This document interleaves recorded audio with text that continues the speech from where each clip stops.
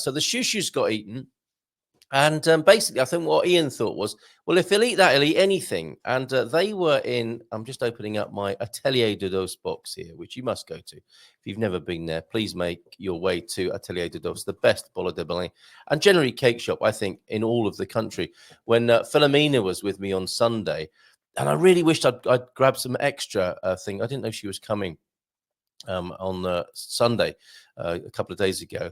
I would have got her a big box of Bolos de Belém and other treats that they do up there. There she is. It was lovely to see you, Filomena. And that honey is going down. Your own honey. Isn't it lovely when people give you their own honey that they've made in the garden? So thank you very much. Really enjoying that smoky, really intense honey from you, Filomena. And the gift giving doesn't end there. I have got some broinhas from Filomena. Russell, which she brought to me. And this is made of potato, going back to potatoes. This is a broinha, like a broa, a mini broa, made with potato as its principal ingredient. But I'll come back to that because I'm saving the best till last. Ian and Helena were laughing a little bit when they gave me this one. They was like, well, he ate the shoes. Let's see if he'll try this on his try something Portuguese slot there. Can you see that there? It's a fancy cake shop, I think. A pastelaria. Where's this then? I think this is in oh yes, Avenida da República. I think it's in proper Lisbon, I think. So it's from the capital. Maybe I'm not sure. Other Avenida da Repúblicas are available, obviously, but it's Pastelaria Ribeiro. And if you ever look inside, I think they saw these and thought, oh, they look nice. Look like kind of earrings to me. If I give you a little look inside the box there. They could be dried sea creatures, couldn't they, as well? And here they are. And they thought, well, actually, I think how the story went is they bought them, took a nibble, and thought, well, we'll have to give those to Munson, which tells you probably all you need to know about these. So texture, quite tough, as you can see there. And I believe they thought they were dried... what did they think they were? Dried figs when they bought them. They pointed to them thinking they were buying dried figs, which are very nice, aren't they? But these, I believe, are little pears. They might be the pears that get left to the very end that don't get picked. They finally get picked from the tree and then dried. So I'm going to have a little nibble now of this to go with what's left of my coffee, and then have a little bit of Filomena's broinha in just a moment. And I'll come to your comments, which are piling up in the chat. But I just need to try this. So there you go. It's a pretty little thing, isn't it? Like I say, like earrings, perhaps. So little nibble. Not soft, okay, but peary. I don't want to be taking too much of a nibble. Don't actually, after all the times I was told off as a child to not talk with my mouth full. Yeah, you got to eat with your mouth full, haven't you? But, well, what can I say about dried pear? Except it tastes like dried pear. Now, it's okay. It's a nice bit of dried fruit. If you like pears and you like dried fruit, you're going to like these. There is a little bit of a surprise, though, because they've been dried whole. You do get a free visit to the dentist sometimes, basically. The hard seeds and core is dried inside there. So if you bite down on it too vigorously or with too much aplomb, you're going to possibly do yourself some dental damage. So there you go. I do like it. And, they're sweet. As often, I don't know, maybe the drying process tends to intensify the sugars, doesn't it? So they're nice. The sort of thing that you could probably put in your pocket to nibble on, and they're not going to disappear very quickly. They're not like, gimme. They're pleasant. It might be nice to reconstitute them in some way, maybe in baking or in other recipes as an ingredient. But very nice. Never tried it in my life. The dried pear, or the dried mini pear, everybody, available here in Portugal. Thanks to Ian and Helena, my neighbours here in San Martino de Porto up the road, who thought of me and brought them from Pastelaria Ribeiro as well. There you go. And from the print is so small on there. Antonio, it says Pared. That's an actual place, isn't it? So Avenida da República, Pared, P-A-R-E-D-E.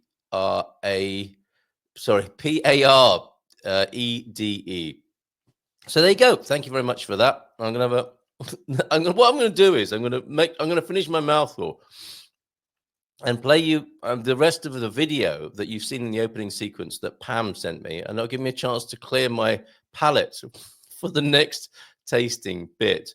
So here you go. Let's go to Alcobaça and see the whole video that was sent to us by Pam. Thank you very much for this, Pam.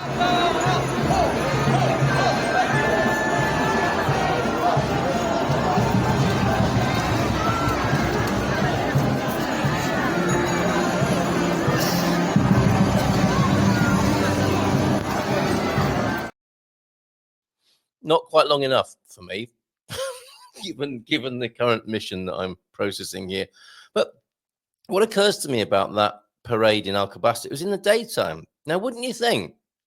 I mean, not being critical, but I would have thought a Christmas parade might be better when dark has fallen, when you can see the lights that they've gone to great length to put up in the streets and in the square there, and maybe the children's carrying lanterns. But there you go. That was a mid-afternoon procession there in Alcobaça.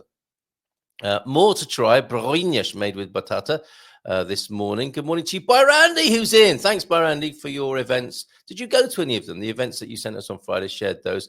Hola, bon dia, Malta. Just popped in to say hello before I head out. Jabalish. Paul Richards is here this morning. How you doing, Paul? 20 degrees. There you go. Back to the normal 20 degrees. That's why you live in the Algarve, isn't it? For winter temperatures of 20 and blue skies. Yes, thanks, Pete. We finished with Fado yesterday. Thanks for showing my Fado night car. It's a real honor to be on the Festa organizing committee and set up as well as enjoy local events. Now, talking of our mission to do more Portuguese language and culture. Oh, that's just out of shot there. That's a great way, isn't it, Pete, of learning more language, getting involved with the local culture and really embedding yourself in your local community. The Festa organizing committee. Pete, how would people go about doing that? I made those cookies myself. Ew. We also went to the amazing soup festival. Another one. Do you have one every month, Pete? Chestnut soup and cheddar pig always punctuates early December. It's the seasonal soup festival. Mike and Karen, good morning to you. How's Miranda de Corvo? And I did see your message yesterday. You saw... Now I know what those music clips are. Okay, a couple more music clips while I continue to process dried pear now that's hiding in various corners of my mouth there. Okay, so actually, Filomena did mention this band. They were celebrating their 15th anniversary, I think, of being a band here in Portugal, and they've been on the telly. They're pretty famous. And I know part of the name is Gatos. So it's something to do with cats. It's a bizarre name, as I recall, from Filomena telling me before. She mentioned them again on Sunday, and she was there at the concert, and she was saying loads of expats come up to her and say, "Hey, you're Filomena, aren't you?" So there she was at this gig. So were you, Mike, and you captured a little bit of this for us. What's the name of the band?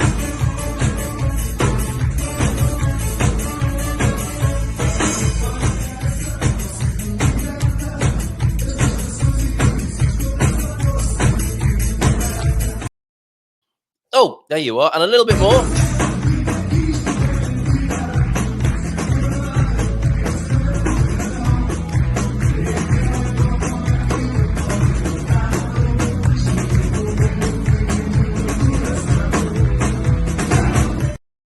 I think they're local heroes and definitely crowd pleasers there. And before I go into, we're staying in Miranda de Corvo, and before I try one of Filomena's homemade broinhas here, made with potato. I don't think I've ever had a sweet a confection of this kind made with potato. I don't think I've ever done that. I don't think such a thing exists in the UK. Let me know if you have. Let's just say a few more hellos before I do that, however, and fill me gob up again whilst trying to do a live stream. Okay, chestnut soup or anjerapiga. I guess that's good, especially at night. A little sort of cultural point of order there. Going to go and dig up breakfast in a bit. That sounds ominous. Peter, what are you having? Potatoes, maybe. Solo Live Portugal, or are you juicing your produce, so to speak? Well done for getting so involved in your local Portuguese community. Well, right back at you, Randy, of course. And you are, Randy, you are an inspiration. We'll try and get a load of you along to our February disco. I can put up 12. How about that? Party at Pete's. Sweet potatoes, says Randy. Always look out for the straighter ones, easier to peel. Well, let's leave that to the EU. They were trying to straighten out the bananas, weren't they? in the UK. And that's why we left. Maybe they'll be able to do a better job inside the European continent here, but straightening out the sweet potatoes. I'm afraid it's just spuds and what is left of my truffle patch after the night's javelin activity. Oh, have you got any late night infrared photography, videography of the javelin? That'd be great to see, Pete. Hi, Antonio. All Christmassy down here in the Algarve. Every roundabout trimmed up. Looks really nice. Oh, well, where are pictures, Paul? Where's the video? Mind you, we have 10,000 roundabouts on the N125, so they have been busy. Yes, Peter's here. Hola, bon dia from Peter as well. Good morning to you. Good to see you here, Peter. And seeing as we live in the arse of Judas, as I think that is correctly translated, that's the back of beyond, to put it another way, a more polite way. My new favorite phrase after o primo mais próximo is sempre o mais atraente. Okay, there you go. Ahead of 2025, learning more about the language. Translate that. Slip that into Google, if you will. Good morning from Hugh as well. Good morning to you, Hugh. Thank you for your kind words yesterday with the midday pause. That's a good idea, says Antonio after Paul Richards. That way it's easy for drivers to notice it's roundabout and not drive straight through. See you later, Andy. And enthusiastic review of the pair. They're all right if you've got nothing else to eat and you're starving. I didn't quite say that. And just in case Ian and Helena are watching, thank you very much. I really enjoyed that experience. That interesting experience. Keep them coming. They're probably laughing at home having got rid of those dried up old pear. Who doesn't like a dried up old pear first thing in the morning? Heaven, OMG, there is a problem between robots. Heaven is back using this. I think this is like how spies use the Times classified section to send messages to each other. There is a problem. This is a problem between robots, says Heaven, HVN. If a tomato, ask a potato. What kind of plantations are you? Better shut up, okay. Well, don't mind us, Heaven. Carry on. Bon dia from Pam. Dried figs are a lot nicer. Use the pears with buckets of cinnamon. Nice serving suggestion there, Pete. You have to be selected or nominated, in my case, by the lovely mayor. The best way is just to offer help. So there you go. That's how to get involved with your local committee there. Have you tried the savoury bolo de Belém from what? What's in that? Is that like a bolo mista with ham and cheese inside it? Actually, I think you've got to hold back a little bit on the crunchy sugar. And my theory about bolo de Belém and the use of them or the consumption of them on beaches is you can't tell if you're crunching down on sugar or sand with a bolo de Belém eaten traditionally at the beach here in Portugal. But I haven't tried that. Do they hold back on the sugar a bit and then make it the bread of a mista, a sandwich mista? I quite like a Cornish pasty with another Cornish pasty for dessert with brown sauce. Do you know what? I was at the Welsh bar, Coach Turner. You'd have been proud of me at the rugby with Chinese Terry watching the rugby Saturday afternoon. I had a lovely sausage roll made by Tudor, handmade by Tudor in the Welsh bar. Lovely. And I said, can I have a bit of brown sauce, please, Karen, Mrs. Tudor? I haven't got any brown sauce. What? I said, I'll bring you some. Okay.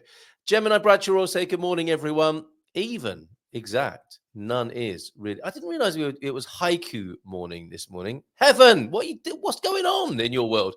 Bon dia Torres from Jean van Groningen. How are you, Jean van Groningen? Good to see you. That looks potato. Yes, it is. I'm going to Pete, no, Peter, I can't read that one out. No. All right, mate. Oh, okay. All right, fine. Probably least said, soonest mended, which is advice that was given to me years ago that I should perhaps adhere to more often. Right, trying the Broinhas con batata, a key made by the fair hand of Filomena. Look at this for texture there, folks. If I just break that open, I think that's a bit of dried fruit there. Oh, I think I might have the lucky prune in there. Or is that a really big, you know how sometimes currants and raisins bloat up in the cooking process? That might be some of that going on. Let me just give that a nibble. Dried fruit. That's nice. Definitely improvement on the dried pears. Lovely texture.